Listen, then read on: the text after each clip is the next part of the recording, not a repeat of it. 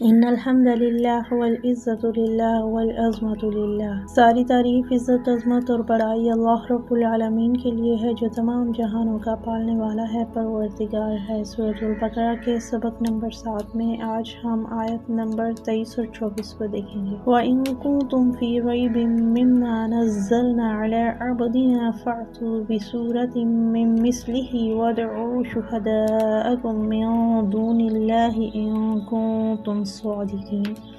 اور اگر تم اس کلام کے بارے میں شک میں ہو جو ہم نے اپنے بندے پر نازل کیا تو اس جیسی ایک ہی صورت بنا کر لے آؤ، اور اللہ کے سوا اپنے سب مددگاروں کو بلا لو اگر تم سچے ہو۔ یہاں اللہ سبحانہ و تعالیٰ کھلا چیلنج دے رہے ہیں کہ یہ قرآن کسی انسان کا کلام نہیں ہے، اگر تمہیں شک ہے تو ایک ہی صورت بنا کر دکھا دو۔ لیکن تاریخ گواہ ہے کہ نہ اس وقت کوئی یہ چیلنج پورا کر سکا اور نہ ہی قیامت تک کوئی کر سکے گا۔ اگلی آیت میں اللہ سبحانہ و تعالیٰ فرماتے ہیں فَإِن لَّمْ تَفْعَلُوا وَلَن تَفْعَلُوا فَاتَّقُوا النَّارَ الَّتِي وَقُودُهَا النَّاسُ وَالْحِجَارَةُ أُعِدَّتْ لِلْكَافِرِينَ۔ پھر اگر تم یہ نہ کر سکو اور ہرگز نہ کر سکو گے تو اس آگ سے ڈرو جس کا ایندھن انسان اور پتھر ہوں گے جو کافروں کے لیے تیار کی گئی ہے۔ یہ آیت دل کو جھنجھوڑ دیتی ہے، یعنی قرآن کا انکار زبان سے نہیں ہوتا، اس کے پیچھے انجام بھی موجود ہے۔ قرآن ہمیں نجات کا راستہ دکھاتا ہے اور یہی قرآن جھٹلانے والوں کے لیے حجت بن جاتا ہے۔ اللہ سبحانہ و تعالی ہمیں قرآن کو ماننے، سمجھنے اور اس پر عمل کرنے والا بنا دے۔ آمین ثم آمین۔